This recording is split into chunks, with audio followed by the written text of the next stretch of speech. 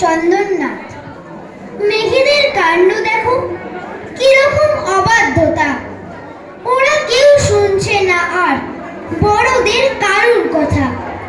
শুধু কি বড়র কথাই, আমরাও বলছি কত। মেঘেরা চলছে তবু কেবলই নিজের মতো। যদি চাই ঝলমলে দিন, ওরা ঠিক বুঝতে পারে আকাশের মুখ তখনই ঢেকে দেয় অন্ধকারে। যখনই বলছি আবার দেনা মেঘ বৃষ্টি ধারা, ওরা হয় অমনি উধাও, শুনশান আকাশ পাড়া। দেখো কি দুষ্টু ওরা, কি ভীষণ খামখেয়ালি। যেখানে ইচ্ছা হবে সেখানেই ঝড়ায় খালি। কতদিন রুক্ষ মরু বলছে পারছি না আর, এসো মেঘ আমার কাছে, ছোঁয়া দাও বৃষ্টি ধারা। তবু মেঘ যায়নি কাছে, দেয়নি এক ফোঁটা জল। অথচ আজ ওখানে সারাদিন মেঘের মাদল।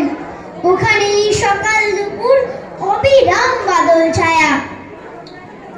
মেঘের দোষটি পোড়া বলো আজ রূপ বেকারা।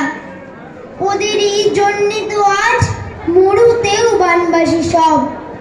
মানুষের সর্বনাশী মেঘেদের এখন পড়।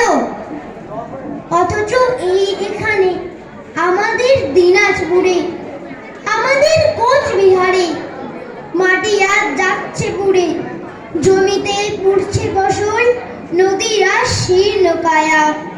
ঢুকছে বনবনানি, নেই তার শ্যামল মায়া। আকাশে দু চোখ তুলে ডাকি তাই, মেঘ ছুটে আয়। আমাদের রুক্ষ মাটি ভেজা আজ বৃষ্টি ধারায়। মেঘেরা তাও আসে না, ওরা খুব অবাধ্য যে। চলো তো বেরিয়ে পড়ি ভালো এক মেঘের খোঁজে। নমস্কার।